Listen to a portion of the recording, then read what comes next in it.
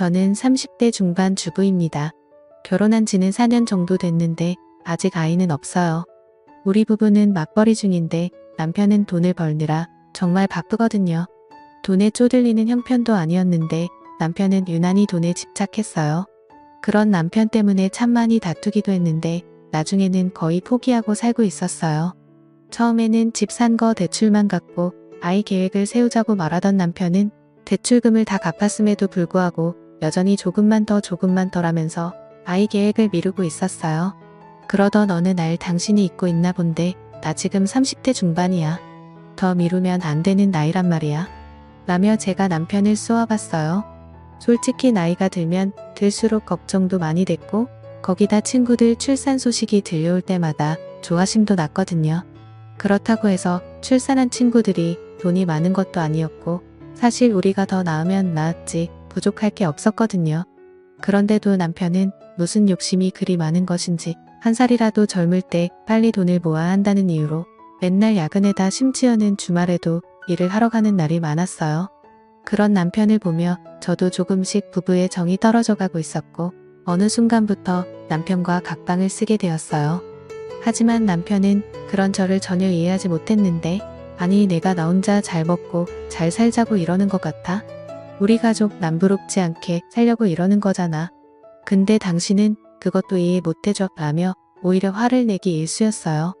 그렇게 남편과 저는 골이 깊어져 가고 있었고 그런 우리를 보며 시어머니는 내가 너한테 항상 미안하구나. 도대체 왜 그렇게 돈에 집착하는지 모르겠구나. 내가 다시 한번 잘 타일러보마.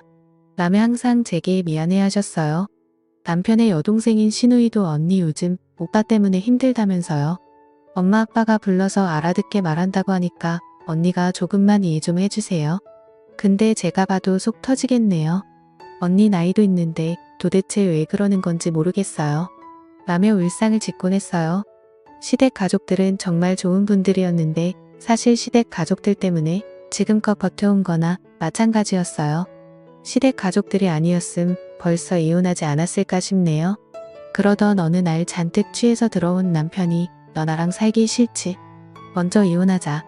라고 다짜고짜 물었어요. 맨날 늦게 들어오더니 이제는 술까지 퍼마시고 들어와서 술주정까지 하네? 제가 남편을 보며 비아냥거렸어요.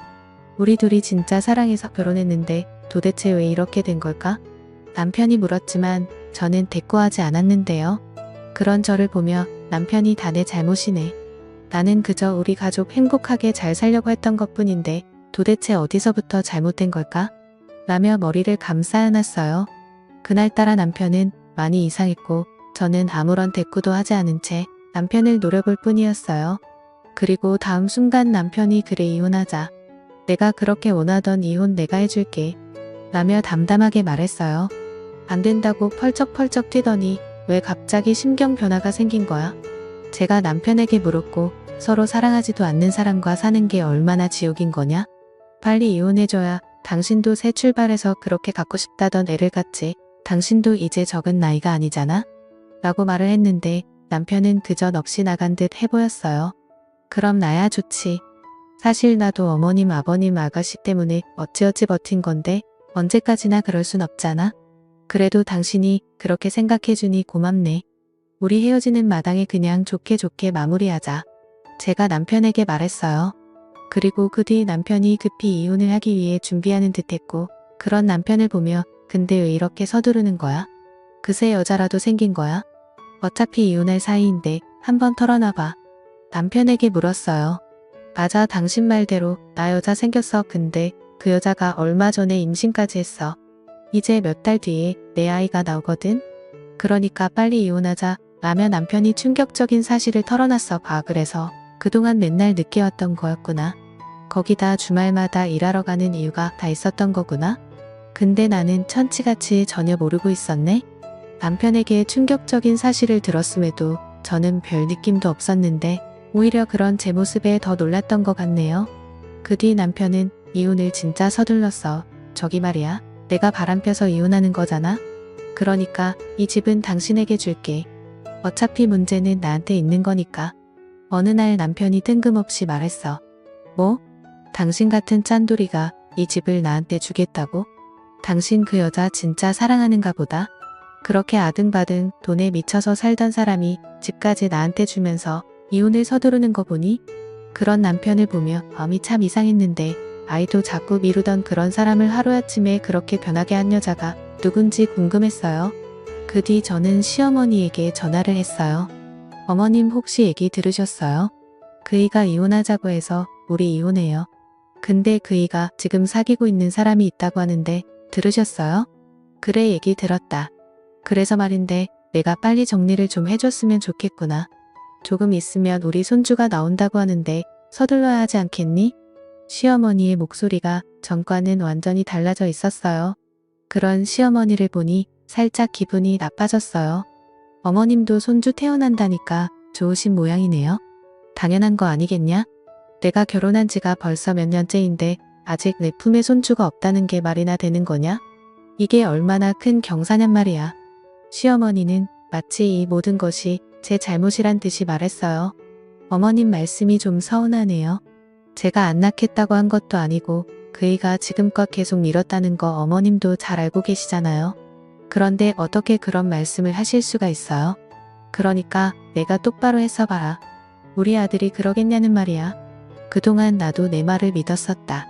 그런데 지금 만나고 있는 애랑은 만난 지 얼마 되지도 않았다는데 벌써 애가 들어섰다지 않니? 그러니까 그동안 너한테 문제가 있었다는 거지. 시어머니는 마치 그동안 많이 참았다는 듯이 제게 다 쏟아내기 시작했어요. 그런 시어머니의 말에 제가 순간 울컥하고 말았는데요. 사실 남편이랑 사이가 안 좋았음에도 시어머니의 따뜻한 말에 위로받으며 잘 견뎌왔었거든요.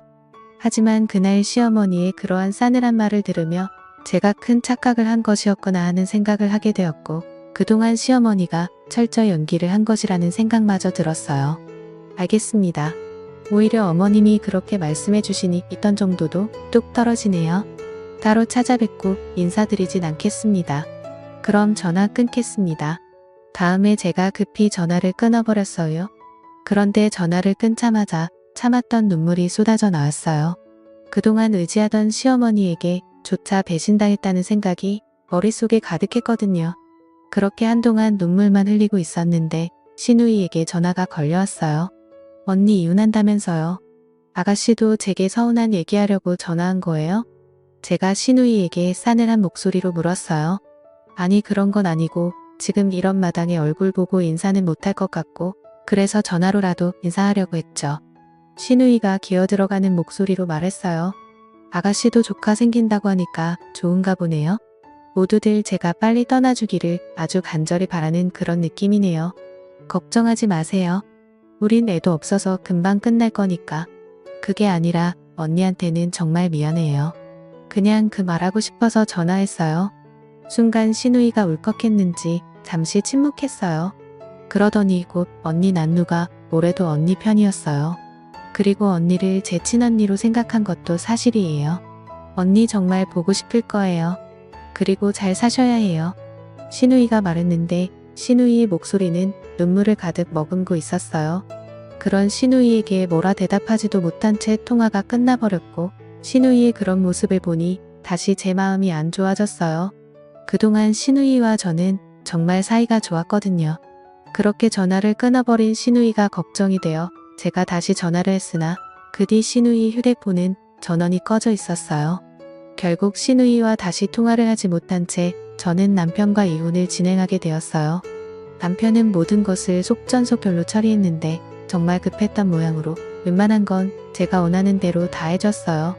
이 집은 이제 당신 거니까 당신이 팔고 이사를 가든지 그냥 살든지 마음대로 하고 난 짐 싸다 바로 나갈게. 근데 앞으로 그냥 가지고 있는 것도 나쁘진 않을 거야. 남의 남편이 제게 조언했지만 당신 같으면 이 집에서 살 수 있겠어? 당신 말이야. 내가 상관장 소통 안 한 거 감사하게 생각해. 그래서 내가 아파트까지 당신한테 다 주고 당신이 해달라는 거 다 해줬잖아. 암튼 그건 고맙게 생각할게. 남의 남편이 급히 짐을 싸서 나갔어요. 그 뒤 저는 집을 팔려고 내놨지만 빨리 팔리지 않았고 우선 그대로 살고 있었어요. 사실 그쯤에서는 남편에게 이미 정이 떨어져 버렸기에 남편이 그립다거나 그렇지도 않았거든요. 그렇게 얼마나 지났을까요? 제 친한 친구 진주에게 전화가 한 통 걸려왔어요. 잘 지내고 있는 거야? 너 그러고 사는데 내가 이러니 널 챙길 수도 없고 미안하다. 친구 진주가 미안한 듯 말했어요. 아니야. 너 몸이 그런데 무슨 그런 말을 하냐? 오히려 내가 널 챙겨야 하는데 내 꼴이 이러니 내가 더 미안해. 친구 진주는 얼마 전에 갑상선 암 진단을 받고 치료 중이었거든요. 아니야. 그래도 갑상선 암은 암 중에서 착한 병이라고 하잖아. 수술하고 치료받으면서 많이 좋아졌어. 정말 많이 나아진 것인지 진주의 목소리가 밝아 보였어요. 저기 근데 말이야. 나 오늘 내 전 남편 봤다. 그래? 같은 하늘 아래에 사는데 마주칠 수도 있지. 뭐 제가 별 관심 없다는 듯이 말했어요. 근데 내 전 남편 바람나서 이혼했다고 하지 않았어? 야, 그 인간 얘기는 하지도 말자. 피곤하니까. 제가 진주에게 말했지만 나도 웬만하면 전화 안 하려고 했지. 근데 말이야. 내 전 남편 너한테 그렇게 하고 벌 받는가 보다? 친구 진주가 아주 고소하다는 듯이 말했어요. 그게 무슨 말이야? 벌 받는 것 같다니? 아니 너도 알다시피 내가 암 전문 병원에 다니잖아? 근데 내 남편이 환자복을 입고 거기에 있더라니까? 그게 무슨 말이겠냐? 내 남편이 지금 암에 걸렸다는 거지. 뭐? 암에 걸렸어? 그렇다니까. 내 시어머니가 부축해서 병실로 들어가는 거 내가 봤다니까? 진주가 확실하다는 목소리로 말했어요. 내가 잘못 본 거 아니야? 멀쩡하던 사람이 갑자기 무슨 암이야? 야, 어느 날 갑자기 걸리는 게 암이야. 나도 봐라. 갑자기 그랬잖아. 내가 혹시나 싶어서 몰래 지켜봤는데 내 전 남편이 확실했어. 이게 무슨 일이야? 알았어. 내가 확인 좀 해볼게. 라고 제가 말했어요. 뭐? 내가 확인을 하긴 뭘 확인을 해봐. 그냥 모른 척해. 지금에 와서 내가 확인해서 뭐 하게. 너 정신 똑바로 차려. 이혼당해놓고는 아직도 정신 못 차린 거냐? 순간 진주가 제게 화까지 내면서 말했어요. 알았어. 알았으니까 걱정하지 말고 넌 치료나 잘 받아 라며 제가 전화를 끊었어요. 그리고 곧 신우이에게 전화를 했어요. 언니 오랜만이네요. 다시 연락할 일 없을 줄 알았는데 어쩐 일이세요? 아가씨, 그 바람난 여자랑 재혼했어요? 네? 아 그럼요. 벌써 재혼했죠. 그래요? 그럼 지금쯤 아기도 태어났겠네요? 아들이에요? 딸이에요? 제가 신우이에게 단숨에 물었어요. 네? 그게 말이죠? 아 딸이에요. 딸 어찌나 예쁜지 몰라요. 세상에나. 오빠를 꼭 닮은 거 있죠? 그런 신우이의 말을 듣고 뭔가 이상하다 싶었는데요. 신우이는 거짓말을 잘 못하는 사람이에요. 아가씨 지금 거짓말하는 거죠? 그 사람 지금 어디 있어요? 거짓말이라니요. 제가 무슨 거짓말을 해요. 암튼 전 모르겠으니까 앞으로 다시 전화하지 마세요. 우리가 이렇게 통화할 사이는 아니잖아요. 신우이가 전화를 끊어버렸는데 신우이의 목소리는 어딘지 모르게 많이 어색해 보였어요. 신우이가 전화를 끊고 난 뒤 머릿속이 복잡해졌어요. 아니 여자가 생겼다고 급히 이혼까지 하고 나간 사람이 갑자기 안병동에 있다고 하니 이상할 수밖에요. 그렇게 저는 남편의 뒷조사를 하게 되었는데 평소 알고 지내던 남편의 친한 친구에게 연락을 했어요. 재수씨 갑자기 연락 와서 깜짝 놀랐어요. 남편의 친구가 놀라서 물었어요. 준혁씨 저 궁금한 게 있어서 어렵게 전화드렸어요. 아, 네 말씀하세요. 남편의 친구가 당황한 듯 했는데 저기 제가 오늘 이상한 소리를 들어서 그런데 사실대로 말해줄 수 있어요? 다들 저한테 거짓말까지 하면서 뭔가를 숨기고 있거든요. 저기 그게 무슨 말씀이신지 준혁씨 그 이랑 제일 친한 친구잖아요. 그러니까 다 알고 있잖아요. 그러니까 사실대로 말해주세요. 그 사람 바람났다는 거 다 거짓말이죠? 재수씨 저기 그게 말이죠. 아 참 큰일 났네. 절대 말하지 말라고 했는데 라며 남편 친구가 어쩔 줄을 몰라 했어요. 부탁이니까 사실대로 말씀 좀 해주세요. 제발 부탁할게요. 제가 간절하게 말했어요. 저기 그게 말이죠. 제가 그랬다고 절대 말하면 안 됩니다. 말하면 가만 안 둔다고 했어요. 라며 잠시 말을 멈춘 남편 친구가 제게 충격적인 사실을 말했어요. 사실은 바람난 거 아닙니다. 그놈이 밤낮으로 이런 건 재수씨도 잘 알잖아요. 그런데 얼마 전에 암에 걸린 걸 알았어요. 몸이 이상해서 병원에 갔더니 대장암 3기라고 했다나 봐요. 근데 이게 반반 확률이라고 하던데 저도 잘 몰라서요. 네? 대장암 3기요? 그러니까 암에 걸린 걸 숨기느라 이혼한 거라고요? 대체 이게 무슨 말도 안 되는 소리예요? 제가 흥분한 채 소리를 질렀어요. 저기 그게 재수 씨가 아이를 많이 원하잖아요. 그런데 암이 완치된다고 해도 방사선 치료에다 뭐에다 당분간 아이 갖기는 힘드니까 그냥 보내드리는 게 이치에 맞는 거라고 라는 말을 하던 남편 친구가 순간 말을 잇지 못했어요. 그리고 그 순간 전화기를 들고 있던 제 손이 덜덜 떨리고 있었는데요. 뭐라고요? 그래서 저와 이혼을 했다고요? 고작 그 이유 때문에요? 그게 말이죠. 사실 그 녀석은 재수 씨가 임신하게 되면 회사 관두게 할 생각이라고 악착같이 일만 했었어요. 그 녀석 어릴 때 부모님이 맞벌이하느라 항상 바쁘셨거든요. 그래서 아이 낳으면 재수 씨가 집에서 아이들만 보기 원했어요. 그렇게 아이 키우면서 돈 걱정 안 하게 만들고 싶다고요. 그런데 그러다가 결국 몹쓸 병에 걸렸는데 재수 씨 힘들게 하고 싶지 않다고 저를 붙들고 통곡을 하고 울었어요. 물론 저도 처음에는 말렸어요.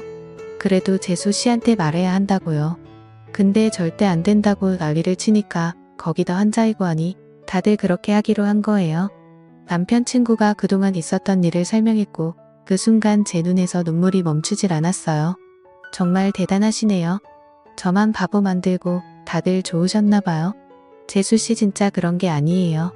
남편 친구가 저를 위로하려고 애쓰고 있었지만 잘 알겠습니다. 그리고 감사해요. 라며 제가 전화를 끊었어요. 그렇게 바로 신우이에게 전화를 했지만 전화를 받지 않았고 아가씨 다 들었으니까 전화 받으세요. 그 사람 지금 암에 걸렸다면서요? 라고 제가 문자를 보냈어요. 제 문자를 본 신우이가 제게 바로 전화를 했어요. 언니 어떻게 알았어요? 지금 어떻게 안 게 중요한 게 아니잖아요. 다들 저한테 어떻게 그럴 수가 있어요? 그럼 어머님도 저한테 일부러 그렇게 하신 거네요? 제가 신우이에게 기가 막힌 목소리로 물었어요. 미안해요, 언니. 엄마 아빠가 친딸 같은 언니가 마음 아파하는 거 못 보겠다고 그러셔서 저도 어쩔 수 없었어요. 차라리 모르고 떠나는 게 낫다고요. 라고 말을 하던 신우이가 결국 눈물을 흘렸어요. 그런 신우이에게 남편이 입원해 있는 병원과 병실을 물어서 급히 그곳으로 갔고 마침 병실에 나오던 시어머니와 딱 마주쳤어요. 아니, 내가 여긴 어떻게 온 거니? 시어머니 얼굴은 새파랗게 질려 있었는데 그만 가거라. 우린 널 항상 친딸이라고 생각하고 자랐어. 근데 부모가 딸한테 어떻게 그럴 수가 있느냐 말이야. 라며 시어머니가 급히 등을 돌렸어요. 어머님 저 다 알고 왔어요. 아가씨랑 통화하고 왔다고요. 제가 시어머니에게 말했어요. 그 순간 등을 돌린 시어머니 몸이 움찔했는데 뭐야 너한테 다 말했어? 절대 말하지 말라고 했는데 왜 그렇게 말을 안 들어 처먹는지 모르겠구나. 시어머니가 자푸자기한 얼굴로 저를 바라봤어요. 어머님 그래도 이러시면 안 되는 거잖아요. 가족은 어려울 때 함께하는 게 가족이라면서요. 제가 첫 인사드리던 날 어머님이 제 손을 꼭 잡으시면서 그러셨잖아요.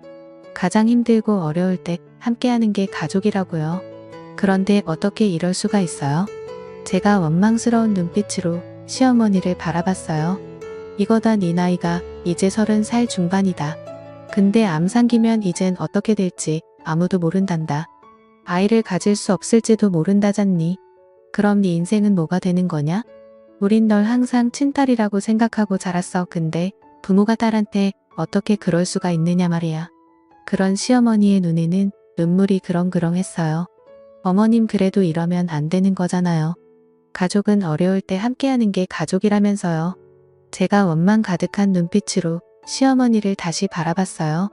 그럼 제 말에 시어머니가 이거다 뭐 하려고 여기에 발을 들여? 네가 이러는 거 아니까 우리가 말 못한 거야. 여력 빠진 거 같으니라고. 이럴 땐 그냥 모른 척하고 가야 하는 거야. 제 등을 내리치면서 눈물을 흘렸어요. 그날 시어머니에게 전화를 했을 때 그토록 매몰차게 말하는 시어머니를 보며 왜 몰랐을까요? 다시 한번 제 가슴이 미어져 내렸어요. 그렇게 병실 안으로 들어갔는데 남편의 얼굴은 그새 많이 상해 있었어요. 당신이 여긴 어떻게 왔어? 왜 그렇게 바람나서 나갔는데 암 걸렸다고 하니까 구경하러 왔어? 그래 나 천벌 받았어. 그러니까 그만 가봐. 라며 남편이 제 눈도 마주치지 않고 단숨에 말했어요. 미안해. 당신 아내라는 사람이 당신 아픈 것도 모르고 진짜 한심하다. 정말 미안해. 라며 그 자리에서 제가 펑펑 눈물을 흘렸어요. 그런 저를 보며 남편이 마음에도 없는 소리를 했지만 저는 상관도 하지 않았고 그날부터 남편의 병관으로 하기 시작했어요. 우선 회사에 그만두겠다고 말했고 그런 저를 남편이 말렸지만 당신 돈 번다고 밤낮을 어떻게 했어? 근데 지금 이게 뭐야? 내가 원했던 건 이런 게 아니었어.